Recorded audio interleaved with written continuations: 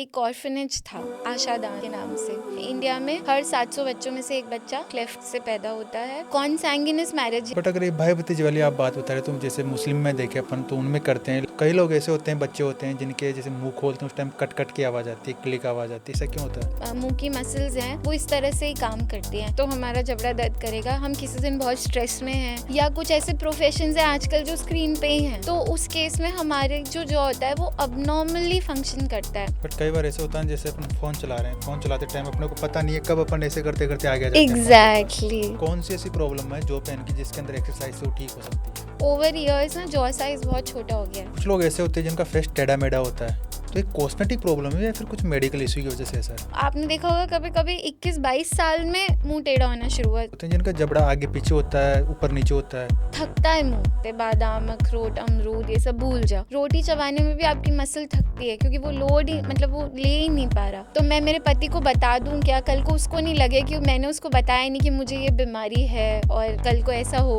तो इतना ज्यादा पेशेंट इस चीज से परेशान। किसी का मुंह खुलता है, किसी का कम खुलता है, किसी का ज्यादा खुलता है, तो इससे जो पेन और टीएमजे पे क्या फर्क पड़ता है? पान, तंबाकू, गुटखा खाने वाले ये कैसे नुकसान करते हैं जो पेन? कि अब अगर आपने पान तंबाकू नहीं छोड़ा तो कैंसर ही होगा। या हमारी बॉडी का एक तरीका है हमको बताने का। हमारे फेस के कुछ रेशियोज होते हैं, जैसे कि 1/3, 1/3, 1/3, 1/3, 2/3। हर चेहरे को हम परफेक्ट नहीं बनाने की कोशिश करते। उस फेस का क्या बैलेंस है उसको रिस्टोर करना जरूरी है। इस सर्जरी के नुकसान क्या क्या हो सकते हैं? कुछ लोग ऐसे होते हैं जैसे रात को सो रहे हैं उस टाइम कराटे लेते हो, तो कब ये कराटे नॉर्मल है, कब एबनॉर्मल है? खराटे नॉर्मल नहीं है, खराटे हानिकारक होते हैं। भी नहीं है कि हर खराटे का इलाज जरूरी हो। तो हमको स्लीप स्टडी से पता चलता है कि हमारे खराटे हमको कितना नुकसान। क्लेफ्ट लेटरे क्लेफ्ट लिप होता है, ये जब बच्चे पैदा होते हैं उसी वक्त होता है। ये क्यों होता है? ये कई बच्चे ऐसे होते हैं जैसे जिनका एक्सीडेंट हो गया तो उसके बाद भी कई बार कट लग जाता है यहाँ अपर लिप या लोअर लिप पे, तो उनके भी सेम सर्जरी एडवाइज करते हो आप? चिन की शेप बदलना, दीज आर कॉस्मेटिक। चिंगम चबाना सबसे ज्यादा।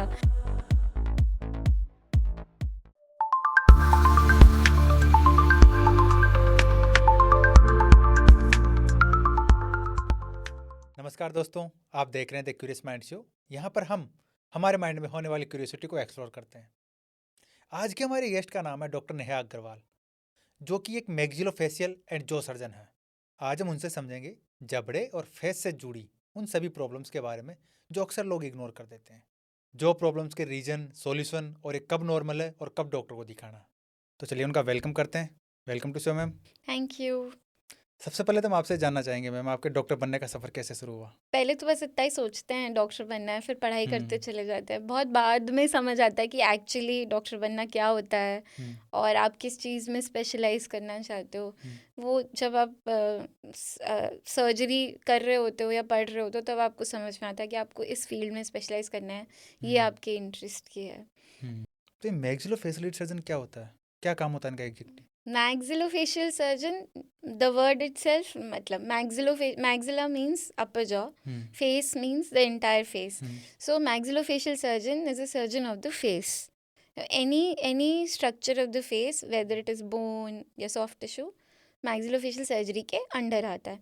इसके अंडर अलग अलग स्पेशलाइजेशंस हो जाती हैं। तो आपकी एक्सपर्टीज किस चीज़ में है? मेरी एक्सपर्टीज़ है क्लेफ्ट एंड ऑर्थोग्नेटिक सर्जरी। जो बच्चे फटे होठ या कटे तालू से पैदा होते हैं उनकी सर्जरी करना, और जो लोग जॉ डिफॉर्मिटी या जॉ पेन से परेशान होते हैं उनकी सर्जरी करना। आपने इस फील्ड को क्यों चूज किया, कोई स्पेसिफिक स्टोरी आपकी? जब मैं पीजी कर रही थी बॉम्बे में, नायर हॉस्पिटल बॉम्बे, तब एक ऑर्फनेज था आशादान के नाम से, जहाँ हम बहुत फ्रीक्वेंटली जाते थे। वहाँ 300-400 बच्चे थे, उनमें से कुछ क्लेफ्ट के भी बच्चे थे। तो मुझे देख के बहुत ऐसा लगता था, जब भी किसी बच्चे का होठ कटा होता है तो बहुत टैबू की तरह देखा जाता है इस चीज़ को। कई गाँव में तो सर्जरी नहीं कराते, बाहर निकाल देते हैं। लड़की हो चाहे लड़का, कोई भी फटे होठ या कटे तालू से पैदा होता है तो उस चीज़ को बहुत टैबू की तरह माना जाता है। मेरी इच्छा ये थी कि इस तरह से स्पेशलाइजेशन या स्पेशलाइज्ड सर्जरी होनी चाहिए क्लेफ्ट के बच्चों के लिए, कि हम उन्हें जितना नॉर्मल जीवन दे सकें उतना दें। आज के टाइम पे ये इतनी प्रॉब्लम्स क्यों बढ़ रही है क्लेफ्ट वाली? क्लेफ्ट का कोई एक रीज़न नहीं होता क्लेफ्ट होने का। हम इसे एक जेनेटिक थ्रेशोल्ड कहते हैं कि बहुत सारे फैक्टर्स मिल के क्लेफ्ट करते हैं।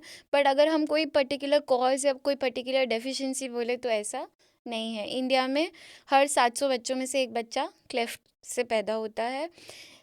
कॉन्सैंगिनस मैरिज यानी कि भाई भतीजा में शादी करने से यस क्लेफ्ट का इंसिडेंस बढ़ता है, बट कोई एक पर्टिकुलर कॉज नहीं है। बट अगर ये भाई भतीजे वाली आप बात बता रहे तो जैसे मुस्लिम में देखे अपन तो उनमें करते हैं, लेकिन उनमें कभी ऐसे हमने तो कोई देखा नहीं। No, it is true. In breeding जहाँ भी होगी वहाँ क्लेफ्ट के बच्चे ज़्यादा होंगे। उस कम्युनिटी में क्लेफ्ट के बच्चे ज़्यादा होते हैं। ये ही नहीं, और सिंड्रोम्स के बच्चे भी ज़्यादा होते हैं। मेंटली रिटार्डेड चिल्ड्रन ज़्यादा होते हैं। Yes, it is true. अच्छा, तो कई लोग ऐसे होते हैं, बच्चे होते हैं जिनके जैसे मुंह खोलते हैं उस टाइम कट कट की आवाज़ आती है, क्लिक आवाज़ आती है, ऐसा क्यों होता है? That is jaw pen. Basically हमारा एक जॉइंट होता है जिसको हम TMJ या टेम्पोरोमैंडिबुलर जॉइंट बोलते हैं। उस जॉइंट में एक डिस्क होती है, जैसे हमारा घुटने का, टखने का, जो भी जॉइंट्स होते हैं सब में एक कुशन्स होते हैं। हड्डी के ऊपर हड्डी कभी नहीं बैठती, हड्डी, दोनों हड्डी के बीच में एक कुशन होता है। उस डिस्क के आगे पीछे होने से क्लिक की आवाज़ आती है। तो ये अगर सिर्फ क्लिक है तो कोई दिक्कत नहीं है, लेकिन अगर ये आपको दिक्कत कर रही है, मतलब मुंह खोलने में कोई फंक्शनल प्रॉब्लम हो रही है या पेन हो रहा है, तो ये दिक्कत की बात है। कई लोग जब सुबह उठते हैं तो उनका जबड़ा उनको टाइट लगता है, ऐसे तो ऐसा क्यों होता है? वो मसल स्पैज़म है ना। हर बीमारी बेसिकली जॉ पेन कभी भी स्टार्ट होगा तो वो मसल स्पैज़म से होगा। लोकल मसल सोरनेस, भाई किसी दिन हमने ज़्यादा वॉक कर ली तो हमारे पैर दर्द करते हैं ना, ऐसे ही हमारा जबड़ा होता है। हमारे जो मुंह की मसल्स हैं वो इस तरह से ही काम करती हैं। अब इसमें ज़रूरी नहीं कि किसी दिन हमने ज़्यादा बात कर ली तो हमारा जबड़ा दर्द करेगा। हम किसी दिन बहुत स्ट्रेस में हैं, या हमारा स्क्रीन टाइम बहुत ज़्यादा है, या कुछ ऐसे प्रोफेशंस हैं आजकल जो स्क्रीन पे ही हैं, मतलब लैपटॉप पे ही 12-12 घंटे जॉब है, तो उस केस में हमारे जो जॉ होता है वो अबनॉर्मली फंक्शन करता है। चाहे उसे क्लेंचिंग बोलो, चाहे उसे ऐसे ऐसे करना बोलो, मतलब अबनॉर्मल मूवमेंट्स होती हैं। उसकी वजह से हमारी मसल थकती है, थकने की वजह से उसमें दर्द शुरू होता है। तो रात भर वो स्पैज़म बढ़ता है और सुबह उठ के वो स्पैज़म हो जाता है, और उससे स्टिफनेस, मतलब टाइट लगना बोलते हैं, पर वो कुछ देर में फिर रिलीफ हो जाता है। स्ट्रेस का जो पेन और इससे क्या रिलेशन है TMJ से? स्ट्रेस का ये रिलेशन है, जब हमारी बॉडी में कभी भी स्ट्रेस होता है, इंटरनल रिलीज ऑफ कॉर्टिसोल होता है, जो स्ट्रेस हार्मोन है हमारा। वो कॉर्टिसोल हमारे जॉइंट के लिए और जॉ पेन के लिए बहुत हानिकारक है। इसका स्ट्रेस का डायरेक्ट रिलेशन है, मतलब there has been research and studies who have found कि इन 90% of the cases stress is the cause of TMJ। So there is either it is कि आप कुछ अबनॉर्मल जॉ हैबिट्स हो गई हैं आपकी, क्योंकि मैक्सिमम पेशेंट्स क्लेंचिंग के साथ आते हैं, ऐसे करना, दांत पीसना, रात में दांत पीसना, या फिर अबनॉर्मल मूवमेंट्स करना, ऐसे ऐसे करना, या फिर there is just stress, just internal release of cortisol. ये तीनों कारणों की वजह से स्ट्रेस अब इंटरनेशनली रिकग्नाइज्ड रीज़न है जॉ पेन का। तो अगर आप हमारा जो इंटरनेशनली अप्रूव क्वेश्चनर है उसमें भी 2 भाग हैं, एक सिर्फ स्ट्रेस का है। अच्छा, हाँ, इतना मतलब उसको इंटरनेशनली रिकग्नाइज कर। और मुझे ऐसा लगता है कि पोस्ट कोविड, क्योंकि the whole world was in stress, तो there was almost a 30 to 40% increase in jaw pain and TMJ pain. Mobile screen रही और जो यस, पोस्चर रहा बैठने का, जिस ऑफिस में लोग काम करते थे, इससे क्या यस, इफेक्ट आता है? बहुत, क्योंकि हम काम में इतने लगे हुए हैं कि हम देख ही नहीं रहे। हमारी हमारी मसल पूरा टाइम एक ही पोस्चर में है। मेरे पास जो पेशेंट्स बहुत यंग पेशेंट्स, मतलब 18 से 25 साल के बीच में, इन पेशेंट्स को अदरवाइज स्ट्रेस नहीं होना चाहिए, बट अगेन स्क्रीन टाइम और ऑनलाइन जॉब्स, जो भी वर्क फ्रॉम होम, ये वाली जितनी भी जॉब्स हैं, क्योंकि आप 12-12 घंटे, 8-8 घंटे एक ही पोस्चर में बैठे हो। बहुत ज़रूरी है कि आप चाहे 5 मिनट का, 10 मिनट का ब्रेक लो, नेक एक्सटेंशन करो, एक चक्कर काट के आओ, instead of just sitting in one place. But कई बार ऐसे होता है जैसे अपन फ़ोन चला रहे हैं, फ़ोन चलाते टाइम अपने को पता नहीं है कब अपन ऐसे करते करते आगे आ जाते हैं फ़ोन के पास। एग्जैक्टली, बिल्कुल वही रीज़न है कि आपका ध्यान और दिमाग उस स्क्रीन पे है, या कंटेंट पे है, या उस काम पे है। आपका ध्यान और दिमाग आपके पोस्चर पे या मसल्स पे है ही नहीं। तो वो ये एक दिन नहीं होता, मतलब ये बहुत कई सालों बाद ओवर जब आपकी मसल इनिशियली हमारी बॉडी हमेशा रिकवरी की कोशिश करती है, तो क्या होता है मसल एक्सटेंड करती है, स्पैज्म करती है, एक्सटेंड करती है, जब ये साइकिल बन जाता है ना, तो उस मसल में कुछ पॉइंट्स बन जाते हैं जहाँ से वो पेन स्टार्ट हो जाता है. That is the muscle telling you कि अब बस हो गया. तो कौन सी ऐसी प्रॉब्लम है जो पेन की जिसके अंदर एक्सरसाइज से वो ठीक हो सकती है? मसल पेन जब तक जॉइंट इन्वॉल्व नहीं होता, सबसे पहले मसल पेन ही स्टार्ट होता है. जॉ स्टिफनेस, अगर हम 4 मसल्स मेन होती हैं, 2 बाहर होती हैं और 2 जॉ के अंदर होती हैं. तो जो मेन बाहर की होती है मैसेटर और टेम्पोरल, ये 2 जो हैं वो यहाँ पे दर्द है जिसको हम हेडेक कई बार बोल सकते हैं, या यहाँ दर्द है, ये दोनों दर्द जो है मोस्ट कॉमनली इन्वॉल्व. तो जो बिल्कुल घरेलू इलाज है ना, सिकाई करना, थोड़ी मसाज करना, सॉफ्ट खाना, ज़्यादा मुंह नहीं खोलना, जॉ को रेस्ट देना, इसमें अपन बिल्कुल यहाँ से अपन बच के निकल सकते हैं. इसको अपन इग्नोर करते चले जाएंगे तो जॉइंट इन्वॉल्व, एक बार जॉइंट इन्वॉल्व हो गया या इतना पेन बढ़ गया, फिर अपने को कुछ ना कुछ इंटरवेंशन करना पड़ेगा. तो ऐसे कोई पर्टिकुलर एक्सरसाइजेस की जिसको करने से रिलीफ मिलता है?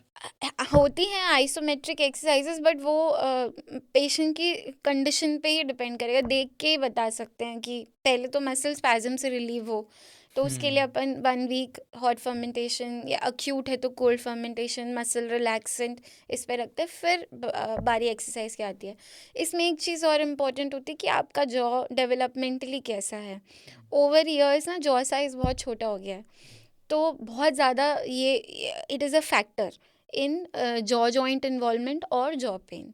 कई पेशेंट्स आपने देखे होंगे, उसको डीप बाइट बोलते हैं हम, कि मतलब पूरा का पूरा जॉ जो है वो पीछे जाके बंद होता है, आगे के ऊपर के दांत पूरा का पूरा नीचे वाले दांतों को कवर कर रहे हैं. तो in such cases also jaw pain is, it is important to thoroughly assess the patient कि एग्जैक्टली रीज़न क्या है. If the reason is stress only, मतलब अदरवाइज कोई प्रॉब्लम नहीं है दांत में, जॉइंट में, मसल में, पर स्ट्रेस बहुत मेन कॉज है, तो फिर हमें उस हिसाब से ट्रीट करना पड़ता है. कुछ लोग होते हैं जो इनको डेंटल प्रॉब्लम समझ के इग्नोर कर देते हैं.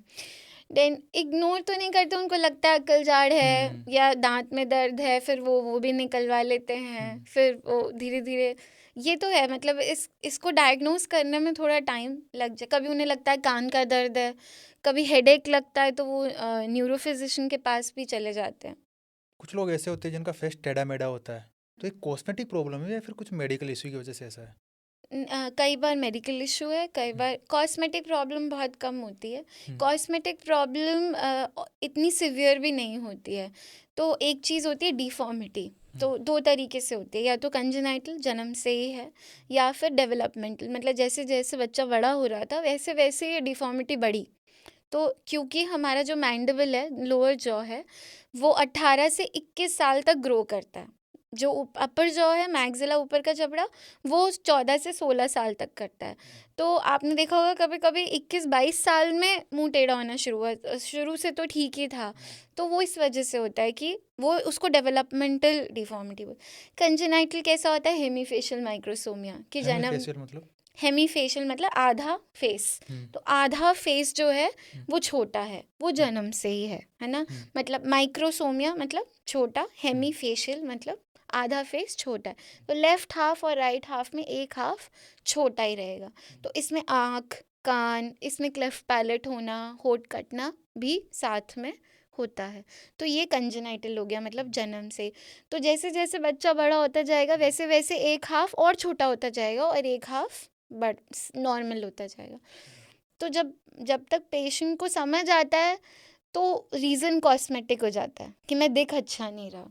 लेकिन खाली दिखना प्रॉब्लम नहीं होती, फंक्शन अफेक्ट होता है, आपकी बाइट अफेक्ट हो जाती है, आपकी जॉ मूवमेंट अफेक्ट हो जाती है, तो बोलना, खाना, ये सब अफेक्ट हो जाता है. यस. तो कौन सी कंडीशन में उसको ध्यान देके डॉक्टर के पास जाना चाहिए? अगर आपको शुरू 5-6 साल में ही दिख रहा है, भाई बहुत छोटा बच्चा तो आप नहीं समझोगे.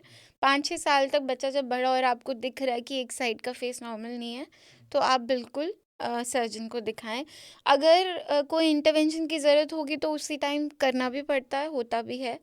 और अगर नहीं है तो हम उसको मॉनिटर करते हैं, हर साल ग्रोथ को मॉनिटर करते हैं, और जब बच्चे की ग्रोथ कंप्लीट होती है उसके बाद ही कोई डेफिनेटिव सर्जरी प्लान होती है. कुछ बच्चे ऐसे होते हैं या कुछ बड़े लोग भी ऐसे होते हैं जिनका जबड़ा आगे पीछे होता है, ऊपर नीचे होता है, तो ये कैसे प्रॉब्लम क्रिएट करता है ये? जैसे मान लो मेरा आइडियली क्या होना चाहिए, ऊपर के दांत आगे होने चाहिए, नीचे के दांत पीछे होने चाहिए, प्रोफाइल स्ट्रेट होनी चाहिए, लेकिन हर प्रोफाइल स्ट्रेट नहीं होती। जब सिवियर डिफॉर्मिटी होती है, यानी कि ऐसा है ना, आगे नीचे का जबड़ा बहुत आगे है, ना तो आप खा पा रहे हो ना आप बोल पा रहे हो, क्योंकि आपकी टंग ऑल द टाइम आगे है।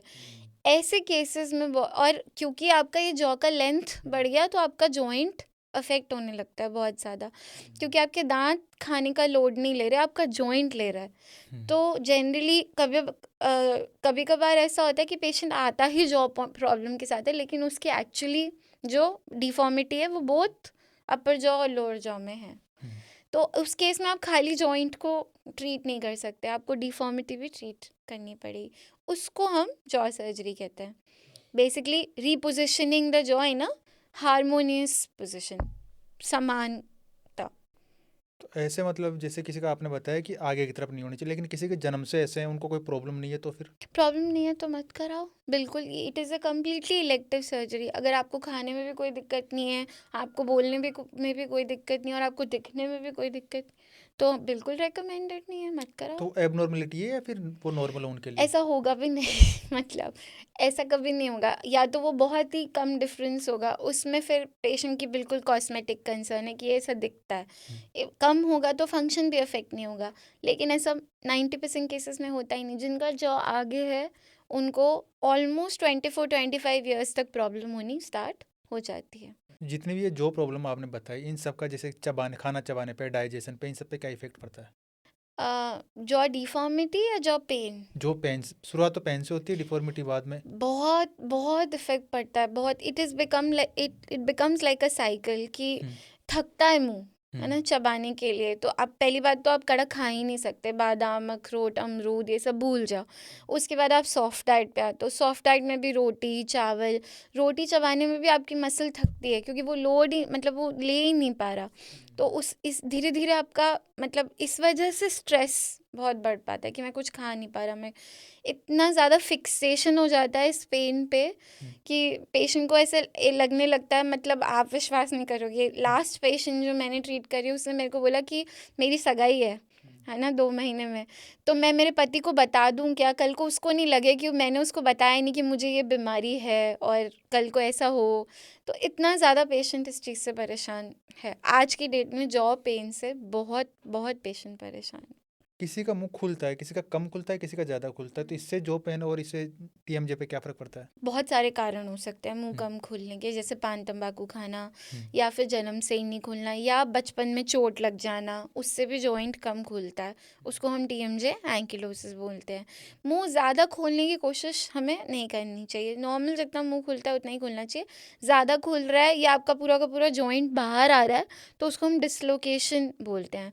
वो भी क्या है, इनिशियली तो आपको दिक्कत नहीं करेगा, आगे जाके आपके सब लिगामेंट्स टियर हो जाएंगे, कैप्सूल टियर हो जाएगा, और आपकी नसों पे दबाव पड़ेगा, तब वो पेनफुल हो जाएगा। तो जैसे हम उबासी ले रहे हैं, या हम हंस रहे हैं, या हम गाना गा रहे हैं, तो हमें ध्यान रखना चाहिए कि हमारा जबड़ा बहुत ज़्यादा नहीं खुले। अभी आपने बताया ये पान तंबाकू गुटखा खाने वाले, ये कैसे नुकसान करते हैं जो पेन? अरीका नट होता है इनमें, है ना, उसमें केमिकल अरिकोलिन होता है। ये केमिकल जो है वो हमारे जलाता है, बेसिकली हमारी चमड़ी को, अंदर की हमारी चमड़ी जल जल के सख्त हो जाती है, मार्बल जैसी हो जाती है।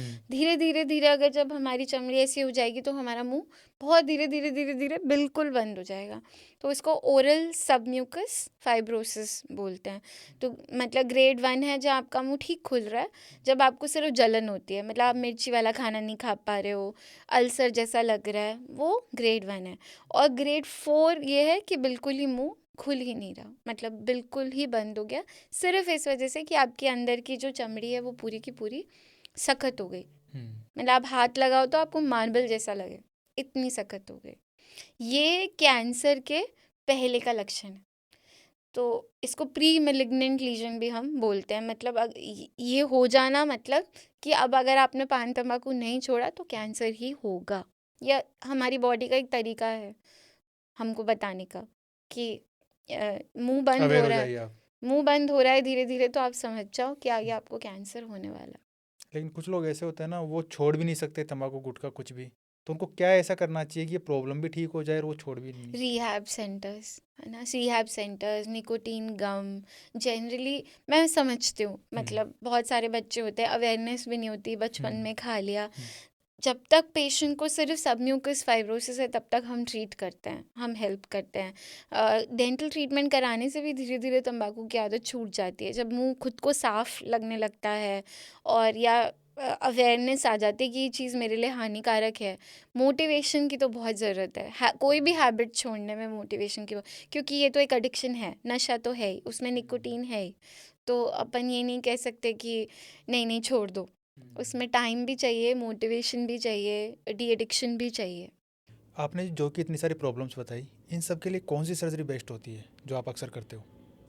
इसको हम ऑर्थोग्नैथिक सर्जरी बोलते हैं। बेसिकली दांत और जॉ का आपस में बैलेंस बिठाना, चाहे एसिमेट्री हो, चाहे राइट लेफ्ट हो, आगे पीछे हो, उसको हम जॉ सर्जरी बोलते हैं।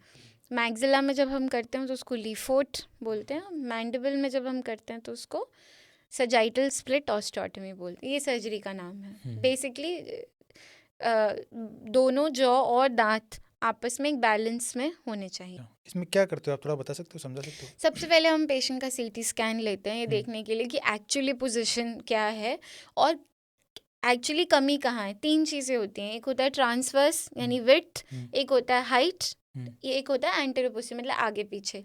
ये तीनों चीज़ें हम देखते हैं कि नॉर्मल से कितनी डेविएटेड है, मतलब ये जॉ कितना आगे है कितना पीछे है, ये जॉ कितना आगे है कितना पीछे है, और दांत किस पोजीशन में है। कुछ केसेस में हम पहले ब्रेसेस लगवाते हैं ताकि दांत एक लेवल में आए, ताकि जब जॉ सर्जरी हो तो दांत और जॉ दोनों एक साथ बैठे। तो इसकी प्लानिंग वर्चुअल प्लानिंग होती है, मतलब हम पहले उस सीटी स्कैन को एक सॉफ्टवेयर में डालेंगे, पेशेंट के दांतों का स्कैन को भी सॉफ्टवेयर में डालेंगे और पेशेंट की फ़ोटोग्राफ्स उस पर सुपर इम्पोज करेंगे, ये देखने के लिए कि सर्जरी के बाद हमारे दांत किस पोजीशन में बैठेंगे और पेशेंट मोटा मोटी कैसा दिखेगा, मतलब अप्रॉक्सीमेटली कैसा दिखेगा। फिर ये प्लानिंग जब होती है तो इस प्लानिंग से ही 3D प्रिंटेड स्प्लिंट्स बनते हैं, वो स्प्लिंट्स यूज़ करके हम सर्जरी करते हैं। हमारा मेन एम ये रहता है कि हम बैलेंस बिठाएं अपर लोअर जॉ में, तो वो फंक्शनली भी अच्छा हो और कॉस्मेटिकली तो उसका एक बाय प्रोडक्ट है कि नेचर में ही मतलब बैलेंस अच्छा लगता है हमें। इस वजह से हमारे फेस के कुछ रेशियोज़ होते हैं, जैसे कि 1/3 1/3 1/3 1/3 2/3। तो हर चेहरे को हम परफेक्ट नहीं बनाने की कोशिश करते, उस फेस का क्या बैलेंस है उसको रिस्टोर करना ज़रूरी है। अच्छा, इसमें टाइम कितना लगता है सर्जरी करने में? सिंगल जॉय सर्जरी में 1 से 1.5 घंटा, डबल जॉय सर्जरी में 3 से 4 घंटे लग सकते हैं।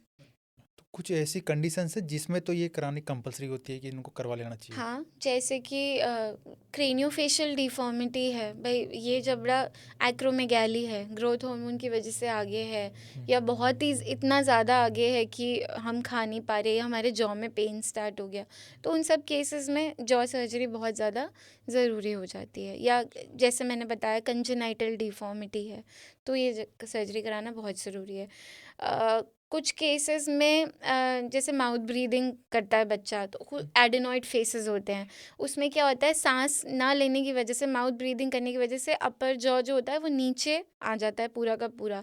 तो आपने देखा होगा गमी स्माइल होती है बहुत ज़्यादा, मतलब दांत बहुत ज़्यादा नीचे हैं, नीचे वाला जॉ बहुत ज़्यादा पीछे है, तो ऐसे केस में हमें सर्जरी करनी बहुत ज़रूरी है, मतलब आगे जाके प्रॉब्लम्स बढ़ जाएंगी। फिर एक आता है TMJ एंकिलोसिस, मतलब बचपन से ही ये जबड़ा टूट गया और यहीं जुड़ गया, तो उस केस में ये जो आगे बढ़ेगा ही नहीं अपने आप, कभी भी नहीं आगे आएगा, तो हमें उसको सर्जिकली ही आगे लाना पड़ेगा। इस सर्जरी के नुकसान क्या क्या हो सकते हैं? जैसे हर सर्जरी की कॉम्प्लिकेशंस होती हैं, इस सर्जरी की भी एक लिस्ट ऑफ कॉम्प्लिकेशंस है। ब्लीडिंग, स्वेलिंग, ये सब कॉमन कॉम्प्लिकेशंस होती हैं। अदरवाइज देखें तो ये बहुत क्लीन सर्जरी है, मतलब कोई इन्फेक्शन नहीं होता है, कोई साइट नहीं है, सारी सर्जरी मुंह के अंदर से होती है, बाहर कोई स्कार नहीं आता है। तो बाकी सर्जरी मतलब it is not a very complicated, it is a big surgery but not a complicated surgery. The only thing जो हमें पेशेंट को समझानी पड़ती है वो ये होती है कि हमारे जबड़े के अंदर से एक नस जाती है जिसकी वजह से हम होंठ पे महसूस करते हैं, वो सेंसेशन कुछ टाइम के लिए जाएगी, क्योंकि हम वी कट द जॉ, तो वो नर्व को तो डैमेज होता ही है, but that damage is only temporary, never permanent. So वो 6 मंथ्स के बाद वो सेंसेशन वापस आती है. क्योंकि इनिशियली स्वेलिंग होती है तो नस पे भी स्वेलिंग आती है, जबड़ा आगे पीछे करते हैं तो ये होठ जो है वो सुन होने के चांसेस होते हैं. That is the only thing जो हमें पेशेंट को थोड़ा अच्छे से समझानी पड़ती है. अदरवाइज बहुत अच्छी रिकवरी होती है, क्लीन रिकवरी होती है. जैसे बाकी सर्जरीज में हम IV एंटीबायोटिक्स, पेन किलर्स देते हैं, वो सब सेम, बाकी सब सेम. कितना टाइम लगता है सर्जरी होने? सर्जरी में मैंने बताया, जैसे सिंगल जॉय सर्जरी तो 1 से 1.5 घंटा, डबल जॉय सर्जरी तो 3 से 4 घंटे. कभी कभी हमें पेशेंट को ICU में भी रखना पड़ता है क्योंकि एयरवे सेंसिटिव सर्जरी है. तो कभी कभी हम 1 दिन पेशेंट को ICU में भी रखते हैं. 2-3 दिन के बाद डिस्चार्ज होता है. तब तक पेशेंट अपने सारे काम कर ले आराम से. ऑब्वियसली लिक्विड और सॉफ्ट डाइट पे ही रहेगा पेशेंट 1 महीना, वो तो होना ही होना है जब तक प्रॉपर हीलिंग हो जाए. क्योंकि हम प्लेट्स लगाते हैं तो हमें एंटीबायोटिक कवर भी देना पड़ता है. ऐसे कोई मेडिकली और कॉम्प्लिकेशन है जिनको लेके आप सर्जरी को अवॉइड करते हो, कि जैसे किसी को बीमारी हो पहले से कुछ? बिल्कुल, अगर सिस्टमिक प्रॉब्लम है तो जैसे कई कंजेनाइटल डिफॉर्मिटीज़ हैं, क्रेनियोफेशियल है, तो हम सारा वर्कअप पेशेंट का कराते हैं. फॉर एग्जांपल एक्रोमेगाली है तो हम ग्रोथ हार्मोन भी देखेंगे. कब पेशेंट को कोई और प्रॉब्लम भी हो सकती है. कंजेनाइटल डिफॉर्मिटीज़ में कभी कभी सॉलिटरी किडनी है और कोई प्रॉब्लम है, सिंड्रोमिक एसोसिएशन है, तो हम सारा वर्कअप करा के अगर पेशेंट फिट है फॉर सर्जरी तभी सर्जरी करते. क्योंकि नहीं कराओगे तो जान का खतरा तो है नहीं, तो इसीलिए इट इज़ वेरी इंपॉर्टेंट कि पेशेंट फिट हो सर्जरी के लिए. अगर कोई ये सर्जरी करवा रहा है, करवाने के बाद में उसको किन किन चीज़ों का ध्यान रखना चाहिए कि ये चीज़ों का ध्यान रखो तब जाके आपकी सर्जरी सक्सेस होगी? खाने पीने का बहुत जैसे? ज़्यादा, विटामिन सी, कैल्शियम, ये बहुत ज़रूरी. विटामिन सी हमारी हीलिंग के लिए बहुत ज़रूरी होता है. एक चीज़ ये होती है कि पेशेंट खाना पीना दिक्कत होती है मुंह से खाने में, क्योंकि मुंह की ही सर्जरी हुई है, तो हम पेशेंट को प्रोटीन सप्लीमेंट्स पे रखते हैं. अदरवाइज़ विटामिन सप्लीमेंट की कमज़ोरी नहीं आनी चाहिए. अगर पेशेंट लिक्विड डाइट पे भी है तो प्रोटीन सप्लीमेंट्स बहुत ज़रूरी है. कैल्शियम सप्लीमेंट्स बहुत ज़रूरी है फॉर फास्टर हीलिंग. इसमें रिकवरी टाइम कितना होता है जिसके बाद में इंसान अपनी नॉर्मल लाइफ स्टार्ट कर सकता है? 15 से 20 दिन. हम्म, क्योंकि स्वेलिंग रहती है तो swelling 80% of the swelling goes in first 15 to 20 days, और बाकी थोड़ी बहुत जैसे हर सर्जरी के बाद वो 6 महीने ऊपर नीचे चलती रहती है. तो एक्चुअल रिजल्ट जो जॉय सर्जरी का है वो 6 मंथ्स के बाद ही हमें दिखता है. या तो इमीडिएट दिखेगा, पर फिर स्वेलिंग हो जाएगी तो वो 1 महीने तक नॉर्मल होगा. लेकिन एक्चुअल रिजल्ट हमें जब पूरा सॉफ्ट टिश्यू अडेप्ट कर जाता है तब हमें 6 मंथ्स के बाद ही दिखता है. कुछ लोग ऐसे होते हैं जैसे रात को सो रहे हैं उस टाइम कराटे लेते हो, तो कब ये कराटे नॉर्मल है और कब एबनॉर्मल है? खराटे तो मतलब आवाज़ है ना, ज़ोर ज़ोर से आवाज़ करना बेसिकली सोते वक्त. खराटे तब आते हैं जब हमारा जो एयरवे एक पाइप है उसमें से हवा जा रही है, उसमें से जब हवा वो डिस्टर्ब होके जाती है तो खराटे आते हैं. मतलब कहीं ना कहीं हमारा तालू, हमारी टंग कहीं ना कहीं वो दब रही है, ऑब्स्ट्रक्ट हो रही है, तो उस वजह से ज़ोर से आवाज़ आती है, उसको हम खराटे बोलते हैं. तो खराटे नॉर्मल नहीं हैं, खराटे हानिकारक होते हैं. लेकिन खराटे एक्चुअली नुकसानदायक हैं या नहीं है, इसके लिए हमें स्लीप स्टडी करानी पड़ती है. तब हमें पता चलता है कि हमारे खराटे लेने का मतलब है हमारे ब्रेन को ऑक्सीजन कम पहुंचना है. जितना वो पाइप ऑब्स्ट्रक्ट करेगा उतना ही हमारा ऑक्सीजन लेवल गिर रहा है. पर ज़रूरी नहीं है कि हर खराटे का इलाज ज़रूरी हो. तो हमको स्लीप स्टडी से पता चलता है कि हमारे खराटे हमको कितना नुकसान कर रहे हैं. जो स्लीप स्टडी जांच होती है उससे? जो स्लीप स्टडी जांच होती है. जो आपने स्लीप एपनिया बताया, इसका जॉ स्ट्रक्चर से क्या लेना देना है, क्या कनेक्शन इसका?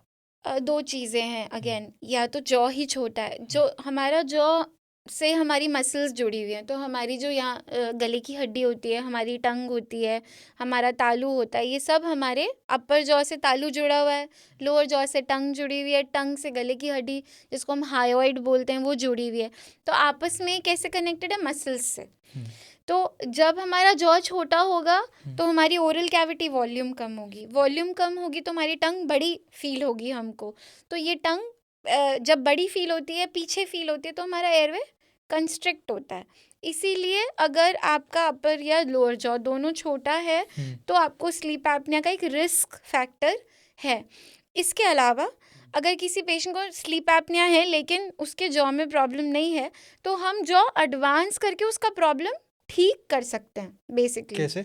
क्योंकि अगर हम अपर जॉ आगे लाएंगे तो तालू आगे आएगा, हम्म। अगर हम लोअर जॉ आगे लाएंगे तो टंग आगे आएगी, टंग आगे आएगी तो हमारी हाइओइड मसल भी आगे आएगी। बेसिकली एक पाइप है, उस पाइप के आगे दो स्ट्रक्चर हैं, अपर जॉ और ऊपर का जबड़ा और नीचे का जबड़ा। तो हम उसको आगे ले आएंगे तो वो खिंचेगा और पाइप खुल जाएगी। तो इसका इलाज, इसको हम बोलते हैं मैक्सिलोमैंडिबुलर एडवांसमेंट। तो ये शॉर्ट इलाज होता है स्लीप एपनिया का। किस तरह के पेशेंट्स को ज़्यादा रिस्क होता है स्लीप एपनिया का? जो ओबीज हैं, ओवरवेट हैं, नेक सर्कमफेरेंस जिनका ज़्यादा है, ये कुछ नोन रिस्क फैक्टर्स हैं। इसके अलावा अगर आपका जॉ छोटा है, कंजेनाइटली स्मॉल है, इसके अलावा अगर आपको शुरू से ही एडेनॉइड्स रहे हैं, मतलब बचपन में ही जो बच्चा माउथ ब्रीदिंग करता है, हाई आर्च्ड पैलेट है, मतलब तालू बहुत ही ज़्यादा ऊंचा है और नैरो सकड़ा हुआ है, तो मतलब आपकी overall nasal cavity, oral cavity volume सकड़ी हुई, इस वजह से आपका एयरवे भी छोटा है। जो आपने जो सर्जरीज बताई, तो इससे क्या स्लीप एपनिया परमानेंटली ठीक हो सकता है? यस, इससे स्लीप एपनिया परमानेंटली ठीक होता है। सर्जरी तक जब पेशेंट किसी सर्जरी के लिए इंडिकेटेड हो जाता है तो 95% केसेस में स्लीप एपनिया परमानेंटली ठीक होता है। बट उससे पहले काफ़ी चीज़ें होती हैं। सर्जरी करने से पहले हम पेशेंट को सीपैप देते हैं, यानी मशीन से मशीन लगा के सोना। इसके अलावा अगर हम उसका जॉ एक्सपैंड कर सकते हैं तो हम एक्सपैंड करते हैं, स्पेशली अगर बच्चों में ही स्लीप एपनिया, अगर बच्चे ही कराटे ले रहे हैं तो हमारे पास बहुत से ऐसी ग्रोथ गाइडेंस होता है। हम ग्रोथ को ही मॉडिफाई करके उसका ओरल कैविटी वॉल्यूम बढ़ाते हैं, जॉज को आगे लेके आते हैं। अगर अडल्ट पेशेंट है तो फिर हम सर्जरी की तरफ जाते हैं। जो क्लेफ्ट लेटरल क्लेफ्ट लिप होता है, ये जब बच्चे पैदा होते हैं उसी वक्त होता है, ये क्यों होता है? ये हमारा चेहरा भाग में बनता है। जब बच्चा माँ के पेट में होता है तो हमारा चेहरा जो है वो 2 भाग में बनता है और तीसरा भाग यहाँ से आता है। तो इस तरह से समझो कि ये आपस में फ्यूज होते हैं, तो हमारा ऊपर का होठ बनता है और तालू बनता है, तालू भी इसी तरह से बनता है। तो कहीं ना कहीं ये जब फ्यूज नहीं होता या रह जाता है तो क्लेफ्ट होता है। अगर वो एक ही तरफ रह गया तो यूनिलैटरल होगा, अगर वो दोनों तरफ से ही बीच के भाग से नहीं जुड़ा तो ये बीच का भाग अलग कटा रह जाएगा और दो कट बायलैटरल हो जाएगा। इसी तरह से तालू होता है। हमारी 2 ऐसे शेल्स आती हैं जो आपस में जुड़ती हैं और पैलेट बनता है। तो कहीं ना कहीं अगर मान लो कि टंग बीच में आ गई, ये हम बात कर रहे हैं जब बच्चा माँ के पेट में है, और टंग बीच में आ गई या जॉ ऊपर रह गया तो ये यहीं रुक जाएगा, ये बंद नहीं होगा, उसको हम क्लेफ्ट पैलेट बोलते हैं। अच्छा। तो ये एक मतलब मैन्युफैक्चरिंग प्रॉब्लम। कई लोगों का ऐसे मानना है कि ये जो होता है ये पेरेंट्स की गलती की वजह से होता है, क्या ये मिथ है या सच है? ये मिथ है, ये बिल्कुल मिथ है। क्लेफ्ट कभी भी किसी एक कॉज की तरफ नहीं है। ऐसा नहीं है कि विटामिन ए नहीं खाया और ग्रैंड में चले गए ये सब मिथ है।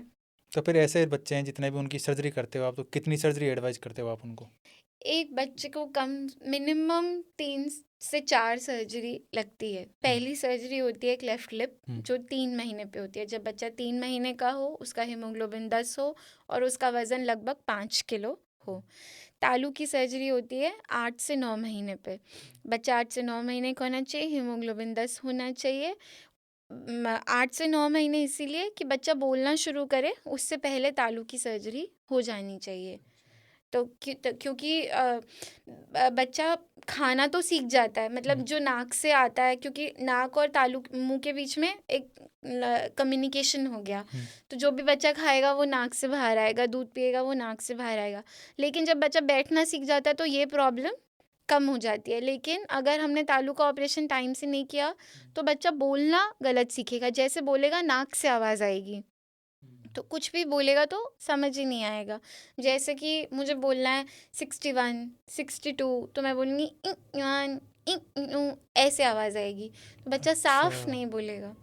तो इसीलिए तालू की सर्जरी बहुत ज़रूरी होती है। इससे पहले बच्चा बोलना शुरू करे, उससे पहले शुरू के शब्द जो बच्चा बोलता है वो बोलता है मम्मा, पापा, बाबा।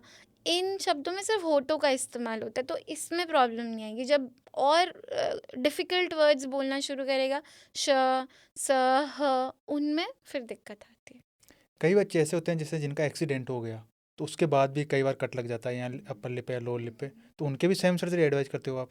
हाँ, सर्जरी तो सेम ही है, बस हम्म, फ़र्क इतना होता है कि उनमें तो सिर्फ टाँके लगाते टाँके हैं। लगेंगे, इनमें हमें पूरी की पूरी मसल को चेंज करना पड़ता है। जो मसल ऐसे जुड़नी चाहिए वो ऐसे जुड़ी हुई होती है, तो उस मसल को वहाँ से काट के बीच में लाना पड़ता है। सेम चीज़ तालू में भी है, अगर हमने वो मसल नहीं क्लोज करी तो वो मसल काम नहीं करेगी और बच्चा ठीक से नहीं बोलेगा। तो इसीलिए थोड़ी सी टेक्निक सेंसिटिव सर्जरी होती है। बड़ों में भी सेम ही होती है। जब एक्सीडेंट की वजह से कट लगता है ना, हम्म, तो मतलब सीधा सीधा अपने को मसल से मसल, स्किन से स्किन जोड़नी है। क्लेफ्ट में प्रॉब्लम ये आती है कि मसल को रीडायरेक्ट करना पड़ता है, नहीं तो क्या होता है, नाक दबा रह जाएगा, नाक फैला रह जाएगा, क्योंकि नाक और मुंह, नाक के थ्रू क्लेफ्ट जाता है। मसल को भी कट करके, स्किन को भी यस, कट करके फिर बहुत करना होता है। ज़रूरी है, बहुत ज़रूरी। तो क्या इसकी वजह से सिर्फ लिप्स की इश्यू होता है या फिर जैसे स्पीच का और किसी हियरिंग प्रॉब्लम का इनका भी इश्यू हो सकता है? यस, ऑलमोस्ट 50% केसेस में क्लेफ्ट पैलेट में हियरिंग इश्यूज हो पाए जाते हैं। इसमें डिफॉर्मिटी बोल तो बेसिकली क्या है, यहाँ से कटा, होठ कटा, फिर ये हड्डी कटी और फिर तालू कटा। तो होठ की सर्जरी, तालू की सर्जरी, और जब बच्चा 9 साल का हो जाता है तब उसको हड्डी भरनी पड़ती है। उसको हम एल्वेलर बोन ग्राफ्टिंग बोलते हैं। पेशेंट का ईलियाक बोन लेते हैं, कमर से हड्डी लेके हम हड्डी को भी भरते हैं ताकि उसके दांत सही आए। तो इस वजह से 3 चीज़ कटी है, तो तीनों चीज़ हमको जोड़नी, तो मिनिमम 3 सर्जरी तो यही हो जाती है। इसके अलावा जब पेशेंट बड़ा होता है, बच्चा बड़ा होता है, तो डेंटल ट्रीटमेंट की बहुत ज़्यादा ज़रूरत है, क्योंकि जब हम तालू की सर्जरी करते हैं तो ऊपर का जबड़ा सिकुड़ता है, तो फिर उसको जॉ डिफॉर्मिटी होने का चांस रहता है। ये चीज़ अगर हम 10-11 साल पे ही देख लें तो हम उसका जॉ नॉर्मली एक्सपैंड कर देंगे ग्रोथ करा के। और अगर यही वो बच्चा 22-23 साल से बड़ा हो गया और ये जबड़ा धस गया, फिर मुझे जॉ सर्जरी करके उसका मैक्सिला आगे लाना पड़ेगा। अच्छा, तो आपने बताया जो आप कूल्हे की हड्डी लेके आते हो, हड्डी में से कुछ पार्ट लेके आते हो, तो सिर्फ बच्चों में ला सकते हैं, बड़ों में ये चीज़ नहीं होती, नहीं, बड़ों में इसलिए वो बच्चों में फेल, सर्जरी करनी होती हाँ, है। बच्चों में वो बड़ों में फेल हो जाएगी। कर तो बड़े में भी सकते हैं, पर उसके चांसेस नहीं होते। बोन उतनी अच्छी नहीं होती ना कि वो टेकअप कर ले। बच्चों में हीलिंग ज़्यादा अच्छी होती इस वजह से आप बच्चों में एडवाइस करते है। यस, हैं। ऐसे जितने भी बच्चे हैं तो पेरेंट्स को कब अवेयर हो कि उनको डॉक्टर के पास किस एज में ले जाना चाहिए? आजकल तो बहुत टेक्नोलॉजी है, तो रियल टाइम अल्ट्रासाउंड होता है, 3D अल्ट्रासाउंड होता है, तो होठ कटा हुआ तो बच्चे को माँ के पेट में ही पता चल, 6 मंथ्स पे, generally 6 months, third second trimester में पता चल जाता है। तो बहुत सारी मदर्स हमारे पास तभी आ जाती हैं कि ये क्या है, इसके बारे में सारी जानकारी लेने के लिए। सबसे और नहीं भी पता चलता तो जन्म के वक्त अगर पता चलता है तो ये देखा जाता है, इसका पीडियाट्रिशियंस भी ये चीज़ देखते हैं कि क्लेफ्ट लिप नहीं है, क्लेफ्ट पैलेट नहीं है, क्लेफ्ट फुट नहीं है।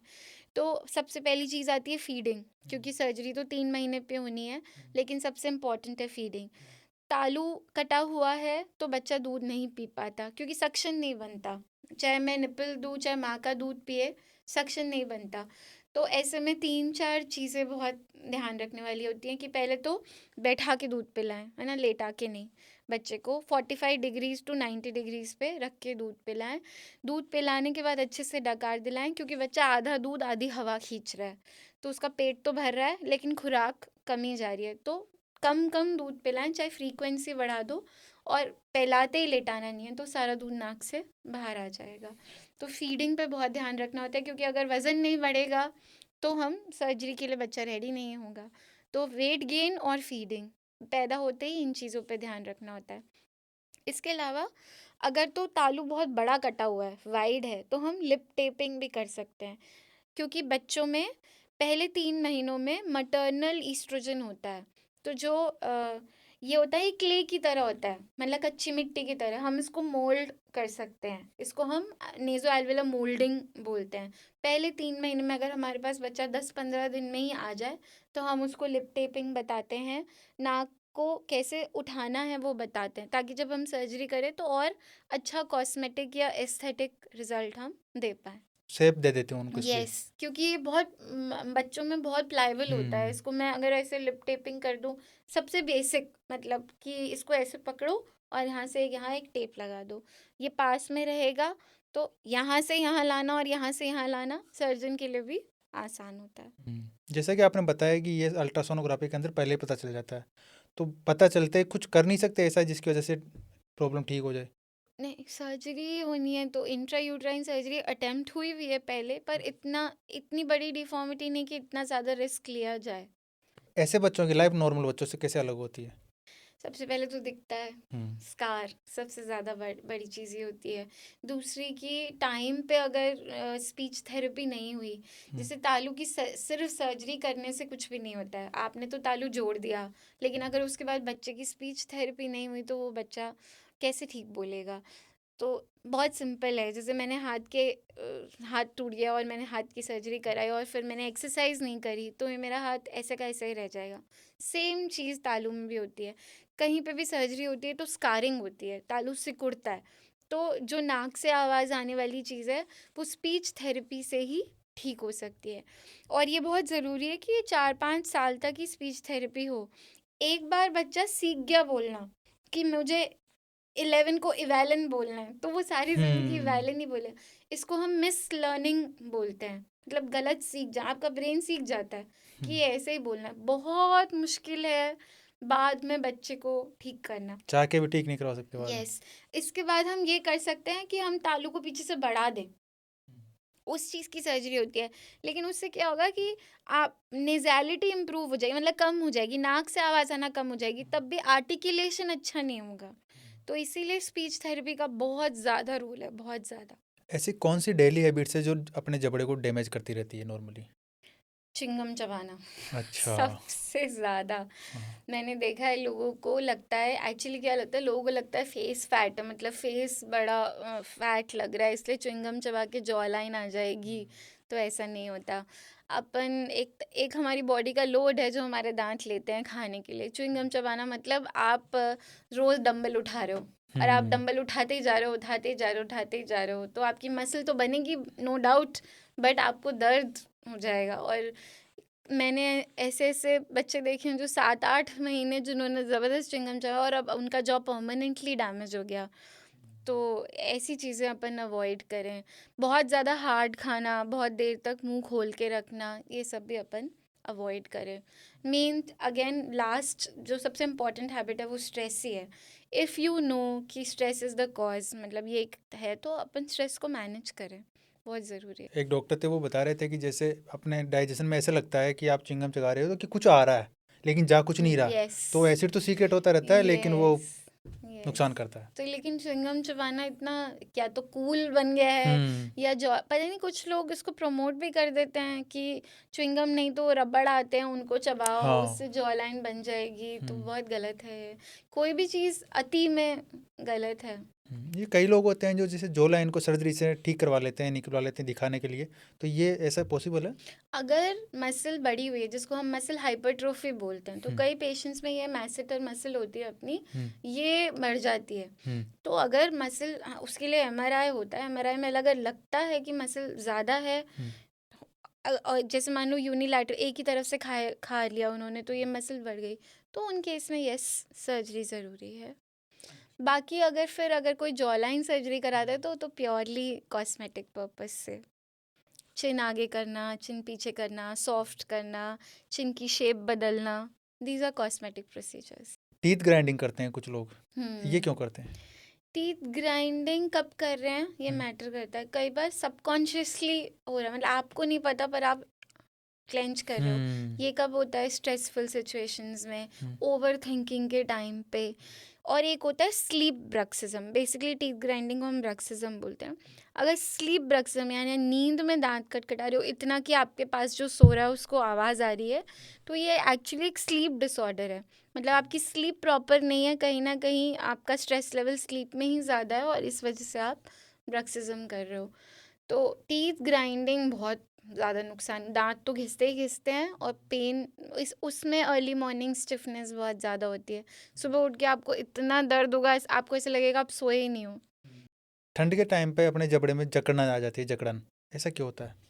नॉर्मल सारी मसल्स में अपनी जकड़न आती है टेम्परेचर डाउन होने से, तो दैट इज, मतलब जबड़े में भी वही चीज़ है। ये नॉर्मल है, मतलब हार्मफुल नहीं है। अगर उसके साथ कोई और सिम्टम नहीं है, मतलब मुंह नहीं खुल रहा या ऐसी कोई दिक्कत नहीं हो रही, फंक्शन में कोई प्रॉब्लम नहीं है, तो ये नॉर्मल है।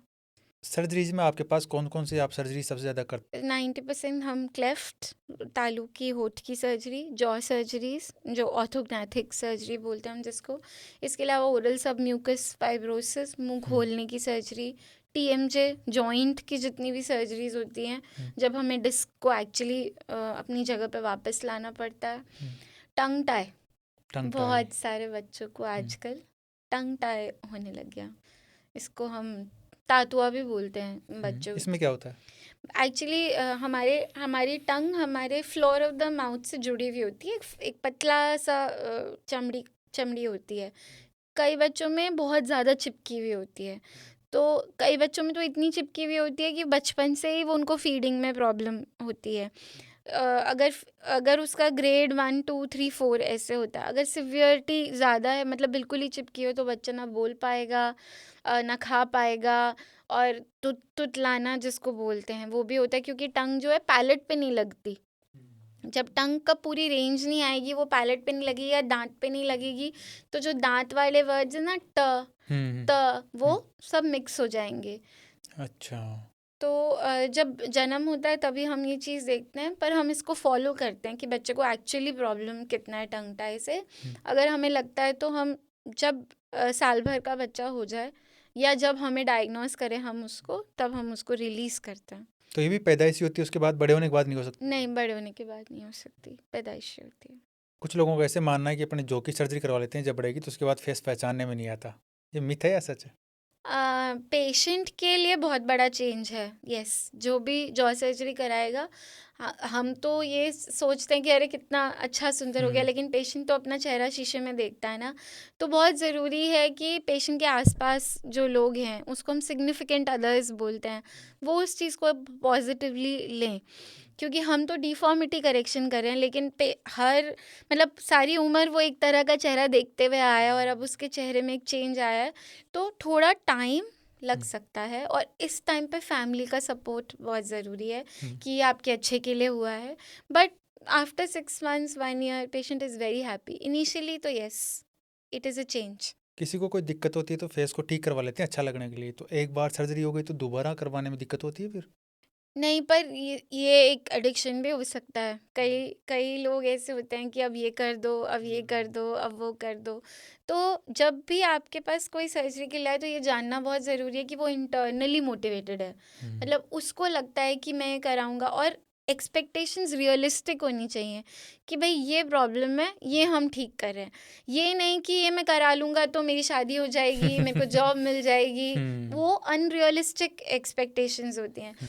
तो 2 चीज़ें, एक तो एक्सटर्नल मोटिवेशन नहीं होनी चाहिए कि आपके गर्लफ्रेंड ने बोल दिया, बॉयफ्रेंड ने बोल दिया कि ये ठीक नहीं है, होठ ऐसे हैं, जबड़ा ऐसा है, तो वो नहीं। तो जो सेलिब्रिटीज करवाते हैं लोग उनको देख के इंस्पायर होते हैं। हाँ, क्योंकि हम अपने आप को वैसा देखना चाहते हैं। एक सांचे में सब नहीं ढलते, भगवान ने सबको अलग अलग बनाया है, तो अगर उसमें आपको बैलेंस चाहिए तो यस। पर अगर आप सिर्फ, या तो आपका प्रोफेशन ऐसा है, उनका प्रोफेशन ऐसा है, उनको पूरा टाइम स्क्रीन पे होना है, मॉडल्स हैं, तो उनको कराना चाहिए, उनके प्रोफेशन की डिमांड है, आपके प्रोफेशन की डिमांड थोड़ी है। इंडिया के लोग जितनी भी अपनी जो प्रॉब्लम्स होती है जबड़े की, तो इसको इग्नोर ज़्यादा करते हैं, ऐसा क्यों करते हैं इंडिया में? जैसे हर बीमारी इंडिया में इग्नोर होती है वैसे इग्नोर होती है। आप चेस्ट पेन ही ले लो, तो गैस का दर्द है, गैस का दर्द है करके इग्नोर करते हैं। तो ये एक जनरल माइंडसेट है, कुछ डॉक्टरों से एक डर होता है पेशेंट को, पर यही है कि जब तक हमारे पास आता है तब तक प्रॉब्लम इतनी सिवियर हो चुकी होती है, तो कुछ इस चीज़ का प्रॉपर गाइडेंस, प्रॉपर डायग्नोसिस नहीं हो पाता इस वजह से। कभी आपको ऐसा लगा कि जैसे कोई पेशेंट आ रहा हो आपके पास मुंह में छाले करके, जब आप उन छालों को चेक कर रहे हो तो बाद में पता चला कि कैंसर में चेंज हो गया, होता है कभी ऐसा? मुंह के छालों को हमें थोड़ा सीरियसली लेना चाहिए। छाले बहुत कारण से हो सकते हैं, स्ट्रेस से भी हो सकते हैं, पेट खराब है इस वजह से हो सकते हैं, एग्ज़ाम में बच्चों को हो जाते हैं। तो जो भी छाला होने के बाद अगर वो 10-15 दिन में ठीक नहीं हो रहा, अगर वो महीना 2 महीना उस छाले ने निकाल दिया, तो आपको उसको दिखाना चाहिए। डेफिनेटिव डायग्नोसिस सिर्फ बायोप्सी से ही हो सकता है। तो यस, अगर आपको छाले हैं जो आ जा रहे हैं तो कोई प्रॉब्लम नहीं है, लेकिन अगर कोई ऐसा छाला है जो रह गया और वो महीना हो गया, 2 महीना हो गया, ठीक नहीं हो रहा है, या फिर उसमें से खून निकल रहा है, उसके आसपास की जो चमड़ी है वो टाइट हो गई है, या गले में कोई गांठ फील होने लग गई है, तो आपको ज़रूर दिखाना चाहिए। वो कैंसर का लक्षण हो सकता है। कई बार किसी में डेंटल प्रॉब्लम होती है तो वो दांत निकलवा देते हैं, उसके बाद छेद रह जाता है, तो उसको ठीक करने का कोई है उपाय? इम्प्लांट, हम्म, जो दांत आपने निकाला है वो दांत आपको रिप्लेस करना ही चाहिए, नहीं तो क्या होगा, आजू बाजू के दांत आगे इधर उधर आ जाएंगे, ऊपर का नीचे आ जाएगा। हर दांत का एक रोल है, अब वो सड़ गया उस वजह से उसको निकालना पड़ा, तो उसको रिप्लेस ज़रूर कराइए। Best way to replace a tooth is dental implants. It is a very छोटी सी सर्जरी होती है, एक टाइटेनियम स्क्रू जैसा हम उस जगह पे डालते हैं, जो लाइफ टाइम आपको कभी प्रॉब्लम नहीं करता है। तो yes, all teeth should be replaced. कभी कोई ऐसी मिथ सुनी हो आपने जो आपको पेशेंट आके कहते हो कि नहीं मैम ऐसा होता है, तो आँख जबड़े से खराब रिगार्डिंग? होना, दांत निकाल दोगे तो आँख खराब हो जाएगी, आँख की रोशनी चली जाएगी, आँख की अच्छा। रोशनी कम हो जाएगी। मतलब मैंने इतना सुना होगा ना कि हर बार अगर मैं 5 रुपए इकट्ठे करती तो आज मैं मिलियनेयर हो जाऊँ। कि नहीं, आँख खराब हो जाएगी, आँख खराब हो जाएगी। बहुत बहुत सबसे कॉमन मिथ है ये। कब पेशेंट को एक डेंटिस्ट के पास दिखाने के बाद में एक सर्जन के पास जाना चाहिए? जब सर्जरी इंडिकेटेड हो तब हम्म, सर्जन के पास जाना चाहिए, वरना बेसिक कोई भी प्रॉब्लम होती है, चाहे वो जॉ पेन हो या दांत का दर्द हो, हम्म, अपन डेंटिस्ट को बिल्कुल दिखा सकते हैं। हम्म, जब जॉ इन्वॉल्व हो जाए, जहाँ पे भी दांत के अलावा कोई पेन हो हम्म, जाए, या टंग में कोई प्रॉब्लम हो जाए, चीक में कोई प्रॉब्लम हो जाए, हम्म। तो फिर सर्जन का ओपिनियन ले लेना तो चाहिए। डेंटिस्ट भी सजेस्ट कर देते होंगे कि आप उनके पास जा जी सकते बिल्कुल, जो ओरल कैविटी देख रहा है, पूरा इंस्पेक्शन कर रहा है, वो बिल्कुल उनके डेंटिस्ट को पता होता है कि कब सर्जन को बुलाना है। हैं। इस पॉडकास्ट के माध्यम से अगर आपको पब्लिक को अवेयरनेस के लिए कुछ मैसेज देना हो तो आपकी तरफ से क्या मैसेज रहेगा? यही कि stress is a very big cause for job pain. तो जब भी आपको जॉब पेन हो, जो ऐसा लगे कि नहीं मैनेज हो रहा, तो स्पेशलिस्ट को दिखाएं, स्क्रीन टाइम कम करें, खाने का ध्यान रखें। थैंक यू मैम, आप आपने इतना वैल्यूएबल टाइम दिया, आपका उसके लिए बहुत बहुत धन्यवाद। Thank you so much, thank you, बहुत मज़ा